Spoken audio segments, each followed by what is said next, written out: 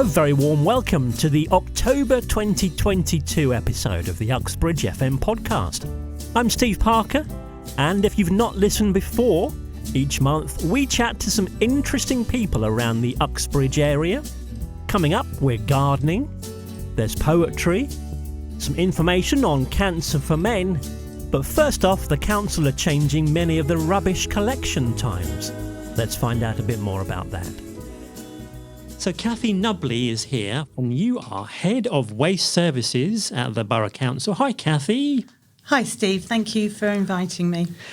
Now, having a quick chat about dustmen and waste today, because the council is going to be changing some of the days people's waste gets collected on, which might be a big story. But first of all, I've got a few questions for you, because I like to watch dust carts go round, and I've got lots of questions about... First of all, I've always thought, who gets to drive the dust cart? Well, not anyone can actually drive the dust cart, Steve. You have to have an HGV. So the majority of our dust carts are 26-tonne dust carts, and you need an HGV licence to do that. And obviously it's a very skilled job. You need to get a very large vehicle, sometimes into very small spaces, whilst looking out for pedestrians, other drivers, and of course their own crew. Yeah. And roughly how far would a dustman walk in a typical round, would you say? I would say about 8 to 10 miles a day. I know I tried to work on a garden waste vehicle once in another council, and thankfully I did it on a Friday because I could not get down the stairs on Saturday. It was I was absolutely seized up. It's very, very demanding physically. Yeah. And is there a limit on the number of bags you can put out? No, you can put out as many bags as you want to. Obviously, we really encourage our residents to recycle as much as you can do. Use your food waste caddy when you can do, because that will save the foxes tearing bags open overnight. So, no, it's completely weekly, and that isn't going to change. And you can put out as many bags as you feel necessary. So there's 4 types of waste, is that right? Yes. You've got the black bags. You've got your black bags. Can you name them? Recycling, so Yes. dry and mixed recycling. Yeah. Then we've got your garden waste. Yes. And then your food. Well done. Yes. Yes. Now, on our street, there aren't many people with the food caddies, I don't think. How do we get hold of the food caddy boxes? Is that just a call to the council? Yeah, I mean, go online. That's what I would recommend you do. Go online, and we will deliver a food waste caddy kit to your door, and that will contain a large green caddy that you put outside every week, a silver caddy which you put on your kitchen counter, a roll of bags which are cornstarch so they will decompose, and also a leaflet giving you top tips on how to use the service. But it's really easy. Yeah. And are there things we can do that help the dustman? The obvious one being put the black bags at the boundary of your property, yes. I suppose. But what else can we do to help them? With the rounds changing, the crews may be working in unfamiliar areas. So really make your collections visible to the road so that we don't have to hunt around to try and find where you're leaving your food caddy, for example. With the nights drawing in now, it can be quite dark when they start working. So that would be my ask. Please make your collection bags as visible as possible on the day of collection. So the big news is that the rounds might be changing where you live. You've been doing a big survey using lots of data, I imagine, yep. and collecting lots of Excel spreadsheets together. This is all to try and save CO2, is that right? Yeah, so we haven't actually rerouted in the last 17 years. And as you can imagine, Steve, developments have gone up, new houses, new flats, new roads, and it's made our current collection rounds lumpy and a bit uneven. And we're doing far more travelling than we need to. So we're going to rezone the borough, and we're going to start to collect on a Monday in the north of the borough. And then as the days go by, we work our way south so that we finish on a Friday in the south of the borough. Oh, right. It's going to affect about 53% of houses. So flats aren't changing. So if you live in a flat, don't worry about it. You're not going to be changing yet. But if you're in a house, expect and look out for a letter to be landing on your doormat. There are 2 letters that we're sending out. One is to say, big news, your day is changing. And this is what the change of day is going to be from the 31st of October. The second letter is then going to say, no change to your day, but your time of collection is almost certainly going to be changing. So it's a big change, I suppose, for most of the borough, which, look out for the letters coming through doors. The other question that I've always wondered is, when the recycling goes to the recycling place, this is the Biffa company, isn't it, that recycles all the waste. How does it work? I mean, how do they sort out all the different metals and the cardboards and the papers and things? Okay, so it's a fantastic operation. It mixes technology with human input. So bags are split and the material is put on little trommel belts. Metal is selected by magnets. Paper and card are segregated through wind, air, pressure, and bottles are segregated through slots. And also right at the end there is hand picking. So people will pick what's left and segregate it that way. It's a real operation. Try and get myself to a little visit there one day maybe. If they do little tours maybe. Yeah. The other thing is, obviously you can't put things like sofas and fridges out on your driveway and expect those to be collected by a normal dust cart. There's a special way of getting those collected, isn't there? Yeah, we call it special collections. So again, you can go online or ring, but you can book yourself a special collection. If you're on any form of benefits or over 65, you can get 1 free collection every quarter, or you just pay a small nominal fee to get up to 6 items collected. It has to be outside your house, and we come along in a cage vehicle and we will come and pick it up for you. So watch out for the letters coming through the doors, because your collection day may change, or your time. That's great, Cathy. Thanks for popping in and telling us about that. And maybe we'll get a trip to the recycling plant one day. That'd be great. Thank you very much for inviting me. Thanks, Steve. Cheers. Thanks. We're popping outside to the Uxbridge FM garden now to find out what we should be doing around this time of year. So it's a big hello to Hardip Singh from Harmondsworth Horticultural Association. Hi, Hardip. Hi there. Now it's autumn and it's time to almost put away the garden, isn't it? How's things over at the allotments? Yeah, you put that really well, Steve. Put away the garden. It's all a focus on collecting your last sort of harvest, cleaning down the tools, winter digging, which is really important at the moment. So what's taking up my time? I've pulled all the onions up, so they've all nicely dried, strung up and ready to use over the next few months. So they're stored really well, as is the garlic.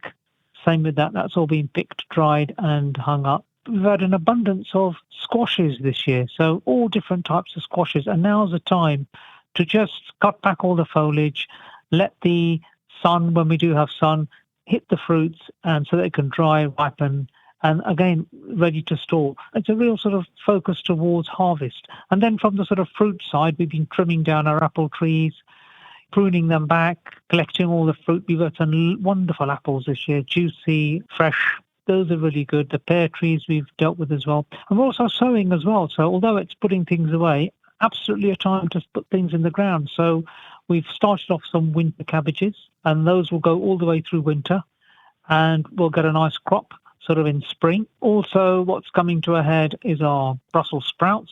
Those are really forming really well, and they'll be ready in time for Christmas. We've also got purple sprouting broccoli. So that's something I've never planted before, Steve, and I thought I'm going to try it because I've seen other plot holders growing it, and it's just coming through now, and it looks amazing. It's a lovely purple head, and it tastes absolutely wonderful. I like to save seeds, so all the pods that I didn't get a chance to pick or ripened too quickly. So I'm now going around collecting all the seeds, putting them in brown bags, labelling them, ready to use next year. So that's the vegetables, and then let's come on to the flowers. So things like dahlias, they're going really well, really strong. And salvias, they'll go all the way through at least another few months. So a lot of colour on the plot as well to look at. All this sort of stuff we're pulling out of the ground, it's all going on the compost bin. So we're beginning to start our compost ready for next year. So it's really, although it's slowing down, a lot of jobs to do still to get ready. The focus is now on actually next year, believe it or not. I'm thinking, what am I going to put in next year? Where am I going to put it in, this rotation of plants? So it's quite a busy time of year. And are there things we can be doing to the soil, maybe sort of mulching and getting it ready? So apart from digging, we're adding in some manure, horse manure, just dig that in and leave it over winter. I tend to cover some of my beds with cardboard or any sort of reused plastic bags just to keep the heat in and let the insects break down that compost. The key thing is sort of digging it over, getting the weeds out, getting the roots out, so that the soil gets a good rest, actually, for winter. And how's your pumpkin crop ready for Halloween? Have you got any pumpkins? Yeah, we actually had we did an exhibition a few weeks ago in Harmondsworth where I think we were weighing our pumpkins, and I think one of them was over 4 kilos.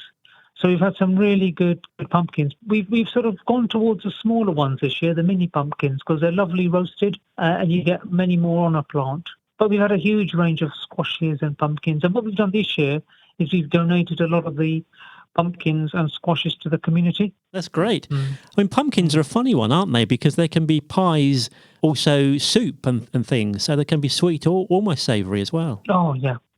So at the Christmas fair, which I'm sure we'll mention later on, we always do a lovely pumpkin soup. And I think last year we did a pumpkin and leek soup from the allotment, and it was amazing. People were coming back for seconds and thirds. And so pumpkin soup is wonderful. And what better than sort of picking your own and making it? So you mentioned the Christmas fair there, and that's happening in the Great Barn in Harmondsworth. Yeah, once again, it's an absolute privilege for us to be joined up with English Heritage to have access to the Great Barn, which is in the heart of Harmondsworth, where we'll be holding our Christmas market on the 20th of November, which is a Sunday, and that's from 12 till 4. And we've got the Mayor of Hillingdon coming along to open up the event. We'll have music, food, lots of different types of stalls, and we've still got place for stall holders. So if anybody wants a stall, any entrepreneurs, we have people who make jewellery or, clothing or anything, candles or anything Christmassy you might have and you fancy having a table there, get in touch with us. There is a email address, and Steve, I'll leave that to you for you to read out. But it's a really community event. And please do come down and join us and support the village. So the email is harmondsworth.life@outlook.com. So that's harmondsworth.life@outlook.com if you want a stall there. And that sounds great. I mean, I love a Christmas fair, especially the smells. And the barn is a wonderful place to hold a Christmas market. So when should we catch up again? I mean, when's the next sort of chapter of the allotment start? So we're in autumn. Winter is a good time as well, just to sit down and see what's actually growing. And we can follow the cabbages and the garlic, which will have gone in by now, because garlic should be in the ground by now. So maybe sometime in sort of December, January, before we go into spring. Yeah, that sounds great. Well, good luck with everything on the allotment. I know it's a really amazing community space for everybody to get together and work there, helping with people's mental health. Absolutely. And we do a lot of work with Hillingdon Mind, the charity, and we've just joined up with the Centre of Hope, which is a charity based in Hillingdon who helps support people with brain tumours, and they come down to the allotment and do some gardening as well, and that really, really helps them. Fantastic work. All right, take care, and we'll speak soon, Hardip. Cheers. Take care. Okay, we're going to be chatting about some medical topics in this next segment that some listeners may find gross, but they're very important topics, especially if you're male. Let's welcome to the studio Trevor Walker, who is a volunteer for Orchid charity, who raise awareness of prostate, testicular and penile cancer. Hello, Trevor. Hello there. Thanks very much for this, Steve. Men never go to the doctors, do they? Women go to the doctors 5 times as often as men. It's because you're going to love these ladies, you're more sensible. Yes. Orchid had an expression to women, nag and drag, if necessary, to get your man to have a PSA test if it's pertinent. Now, that's what we're chatting about mainly today, isn't it? Encouraging people to go and get PSA tests, which is a test which may indicate that you have prostate cancer. Tell us about your story then, Trevor. How did you find out you had prostate cancer? Way back. In 1996, I used to work for the Oldleys Permanent, and if you're over 50, I was 53 at the time, they gave their managers, men and women, full medical. One of the things it said that my PSA was high. Duh, I said, because I had no idea what it was about. Prostate-specific antigen, it's a test for prostate cancer, and it indicated that I most probably have prostate cancer. The test isn't accurate, but it's the best they have. A certain number of people, the indication will be wrong, and they go on to have unnecessary tests, maybe in some cases, unfortunately, treatment. But the number that affects is very small, whereas the number of lives it changes is tremendous. Now, it's important to mention that you had no symptoms. No, I didn't. 80% of men, thank you, Steve, 80% of men don't get symptoms in the early stages. That's an awful lot of people. So that's why it's important to have the PSA test. I absolutely, fervently believe in it. It saved my life, and I've been doing volunteering on the subject for 10, 11 years, and the number of people, I'm going to sound arrogant when I say this, but men have come up to me and say, you've saved my life or my husband, whatever's life. And I get all embarrassed and that, and I don't very often get embarrassed, but it's a lovely feeling. Better tested than permanently rested. Give us some figures then for how common prostate cancer is. I know there's a bit of a... It depends on your origin, doesn't it, as well? Which is a bit weird. If you're white or Asian, 1 in 8 men will get it, normally over 50. Black guys, unfortunately, get it 1 in 4, double the number of different ethnic groups. And they also get it earlier in the mid-40s. So, I like talking to black guys because it's even more important to them than it is to the average white or Asian guy. 50,000 men will be diagnosed every year. In the region of 12,000 men will actually die from prostate cancer a year. Is it the case that some doctors seem to be hesitant about giving PSA tests? Yes, they are. If you were a cynic, you may say it's cost. Some doctors don't believe in a PSA test. I think they're wrong. They may have more medical knowledge than me, but I've spoken to so many people over the years, and streetwise tells me that it is vital to have if you're in those groups. PSA test is a blood test, is that right? It's nothing to be afraid of. No. And then there's another test which you can do, which is the old finger up the backside test. Yeah. Can I say what Rod Stewart said about that? By all means. A finger up the bum gets the job done. There you go. That's what Rod Stewart said. And it does what they're looking for if the prostate is bigger than it should be, if it's got lumps in it, or if it's hard.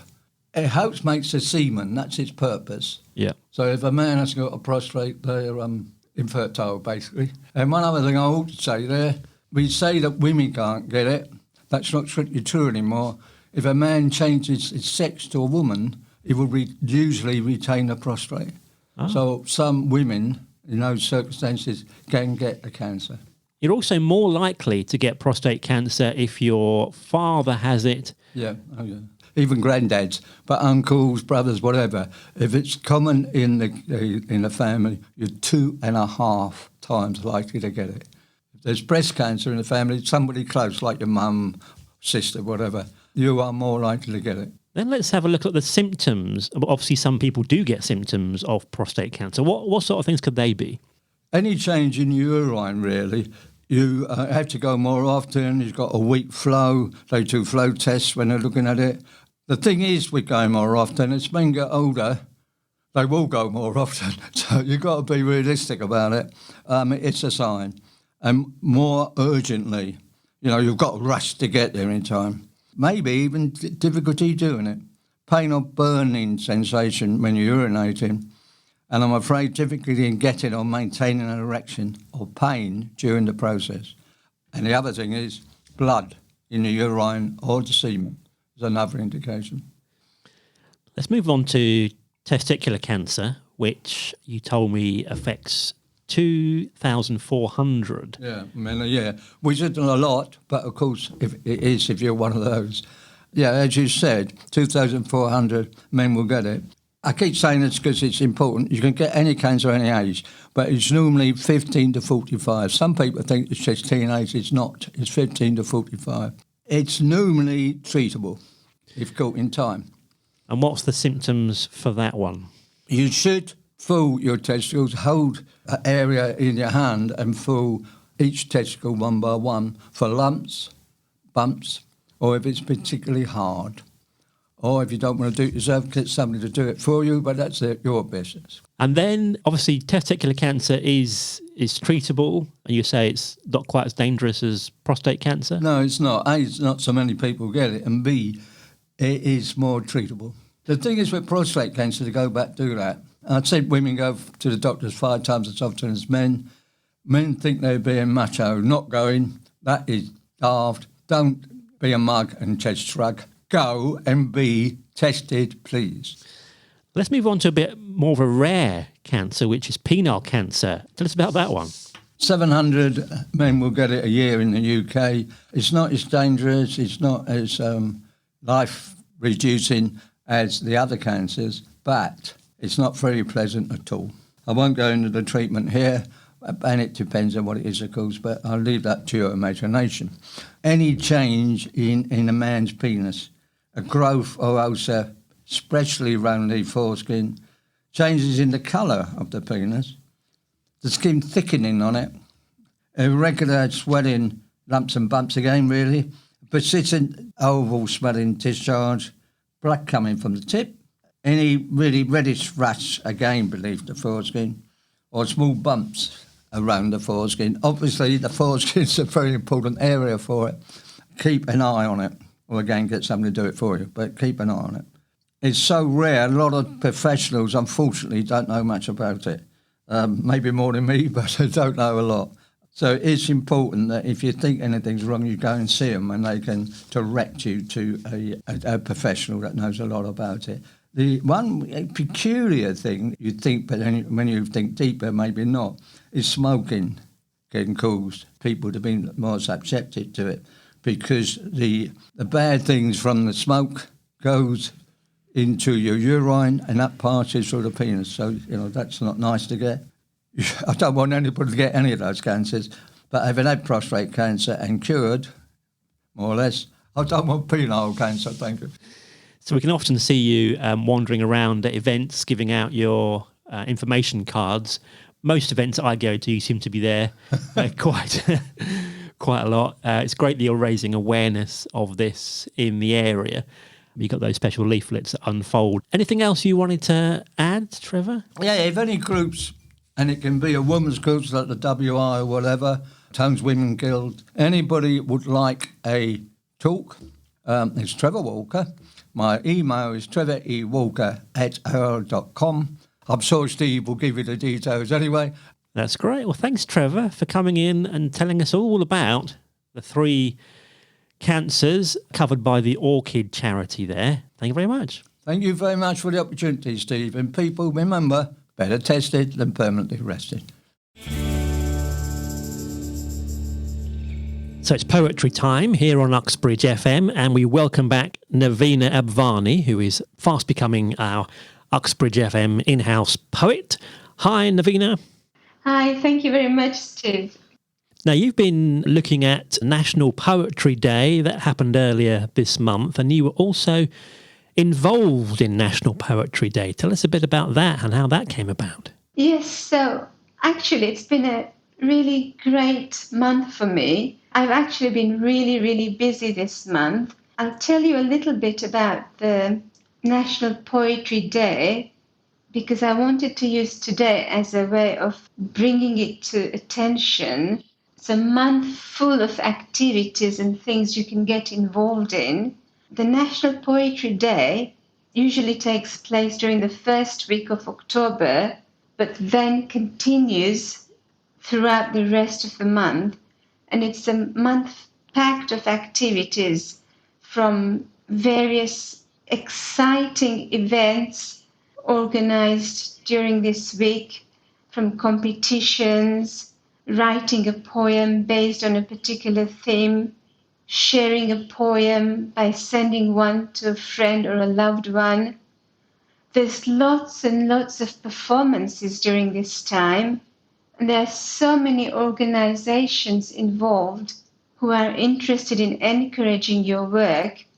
There's an amazing amount of information there that you can still get, although we're going towards the end of the month, you can still access this information. I became involved in this as a result of my poetry work previously, but this month has been particularly busy for me as I was asked to be a judge for the Young Poets by Litfest. So the young poets are aged from 7 to 11, and I've been very busy involved with judging their work. And it is so difficult to make a decision between this piece of work and this piece of work when they all hit the same notes and they do fantastic work. So you spend a lot of time getting involved in that. I've also been involved in attending various performances. I've done one spoken word poem at an event on the environment. So it's kind of become quite a busy month, but it's such an exciting month. And so I really want to bring it to everyone that you don't have to be a poet. You just have to be interested or know that it's out there for you to grab it as and when you wish to. The BBC have set up a poetry live sessions thing during this month for 7 to 11-year-olds. Their sessions include forms which you fill in live, and they involve the senses. I'm just going to stop there and just make you all think about the senses. Can we remember the senses? So the BBC have actually set this up as part of their lessons. 7 to 11-year-olds have to fill in the sections on these senses, whatever they're experiencing at that moment. And then the next section, a section on my favorite ideas, and they can put whatever they want to. And then gradually you follow through the lesson and you see that you start creating sentences which build into simple poems. It's a very good exercise and it's still available. I actually don't think it's just for 7 to 11-year-olds. I think we can all make use of it, regardless of your age, and any of us who knew or just interested in trying out. And even if you were not writing poetry, if you were writing fiction, you would still need to be aware of these senses so that you can write better, develop your characters better, express what they're feeling or thinking or experiencing at any moment. So all in all, it's just a wonderful month to get involved in. I was fortunate enough to have been selected as one of the junior judges, judge for the junior competition for Litfest. This is for the age 7 to 11, for the winner and the runner-up for the competition. I want to see, ideally, what our listeners make of this. So the first one is one called Environmental Worries by a girl called Sylvia. She's a 7-year-old, and the poem starts, "Planet Earth, we're ruining it. We're clogging up the atmosphere, littering the ground, the concrete-coated ground. Buildings surround. The animals are dying. People are crying. Everything's going wrong. But a flame of hope is shining brightly, guiding our footsteps. We can save the planet if we spread the word, because all is not lost. If we try and try and try to, help the bees, plant more trees, and save the seas. So I wonder what our listeners would make of it. On this one, the wording is very simple, but very profound. It's just her feelings and her senses that she's put down in sentences and worked from that. So the next one I've got is another 7-year-old. So this was the runner-up. And this one is Mother Earth happy? Sometimes I wonder if Mother Earth is happy with the weight of mankind to bear. Maybe the oceans are her tears, for she knows that we don't care. But then I remember that Earth doesn't feel. It's the creatures and plants that'll die. It's life on this planet that we're killing. What we tell each other is a lie. Perhaps I'll look through a smaller lens. The local environment seems better. Most people are responsible. We can be example setters.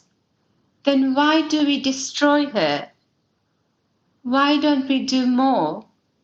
Why aren't we angry when we know what is in store? So help when you can. You won't feel unhappy.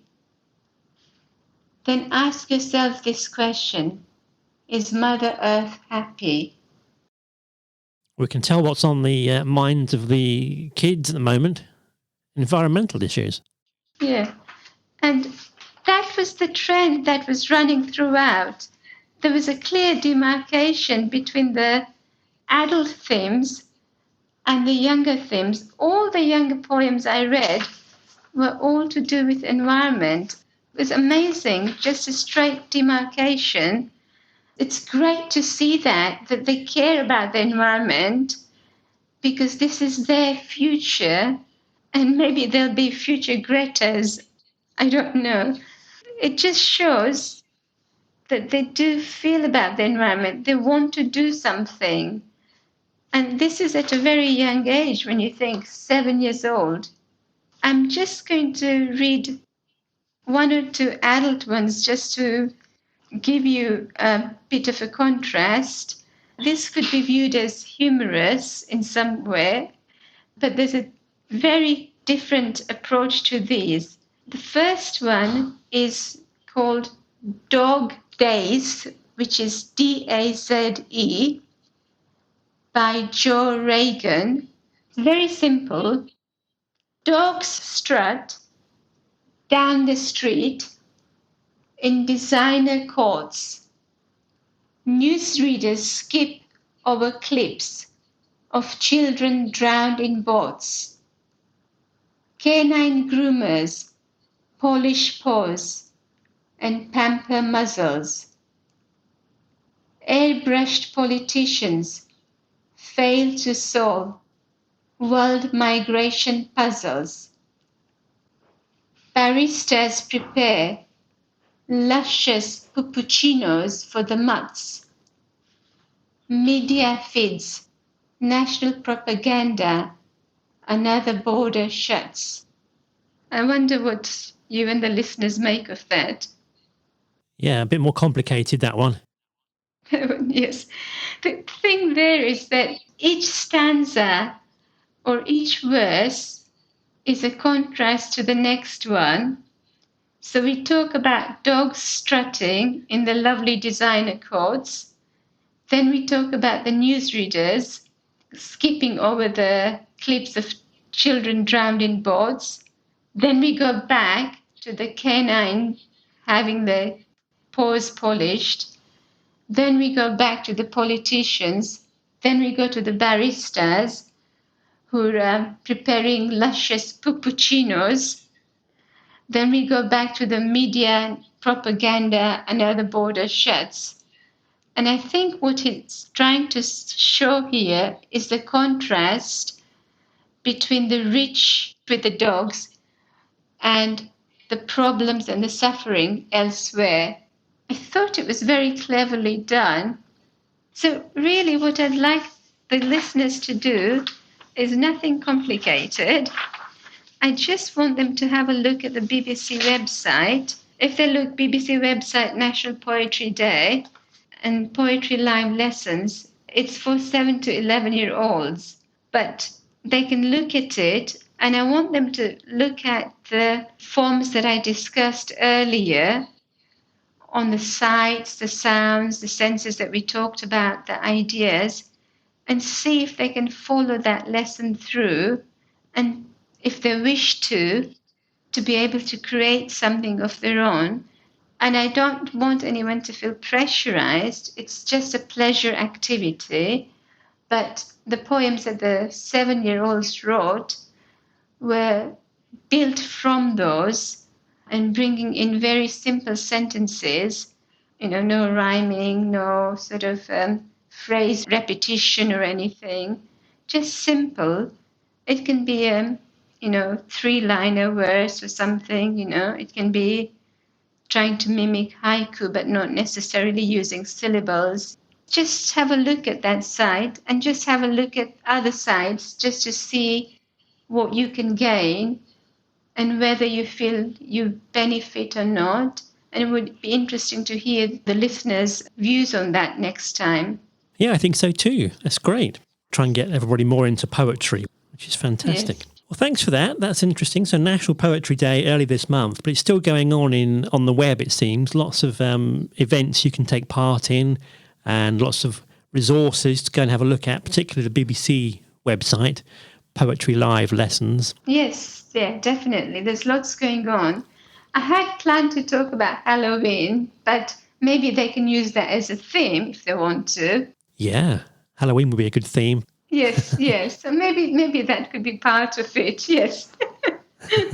Right. Well, that's great. Thank you very much, as usual, for taking the time to join us today. It's my pleasure, and I really enjoy these sessions, and it's my pleasure to be able to impart something to the listeners, and I so look forward to hearing from the listeners. Yeah, and to do that, just drop a note on our Facebook page, or you can email us. We're studio@uxbridgefm.co.uk. Thank you very much, Nevina. Thank you again, Steve. Right, let's take a look at what's happening in the area music-wise. Lots coming up at Tropic at Ruislip. Their specialism seems to be cover bands, so if you like Spandau Ballet, Led Zeppelin, Fleetwood Mac, Madness, Bon Jovi, Take That or Pink Floyd, head over to tropicatruislip.co.uk for the dates. Comedy, of course, we've got the Comedy Bunker at Uxbridge Golf Club. They're now doing 2 shows a month. Check out comedybunker.co.uk, and loads on at the Beck Theatre. Check becktheatre.org.uk. Do let us know if you've got an event planned. You can do that on Twitter, we're UxbridgeFM, or you can email whatson@uxbridgefm.co.uk. Thanks for listening, and thanks to Chris Allam for helping out and Luca Nieri for the music. I'll catch you next month.